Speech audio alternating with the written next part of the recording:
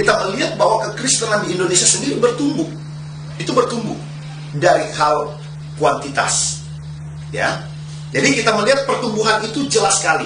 Itu sebabnya kalau kita melihat bahwa begitu banyak orang Kristen di Indonesia, ya, bukan hanya mereka jadi Kristen pada waktu mereka terima Tuhan Yesus, tetapi satu kenyataan, ternyata di Indonesia perekonomian justru banyak dipegang orang Kristen.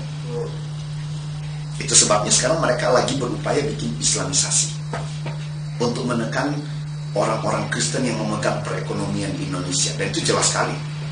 Sekarang mereka lagi berupaya bagaimana mereka menekan ini orang-orang Kristen yang memegang perekonomian dan supaya diganti oleh mereka. Jadi kita melihat bahwa dengan berkembangnya kekristenan yang ada di Indonesia, sampai kepada masalah perekonomian pun mereka pegang.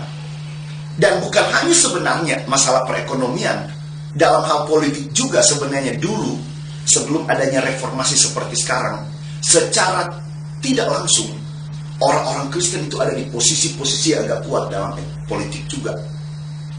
Walaupun tidak kentara. Ya, kita lihat dari zamannya Pak Soekarno sampai kepada zamannya Pak Harto. Orang-orang penting yang ada di belakang Pak Soekarno itu kebanyakan orang Kristen. Kalau kita lihat, kemudian di zamannya Pak Harto beberapa kali ketua Dewan Penasehat Presiden, ya, DPA, Dewan Pertimbangan Agung, itu ada Panggabean, itu ada Sudomo. Sebelum Sudomo akhirnya masuk Islam.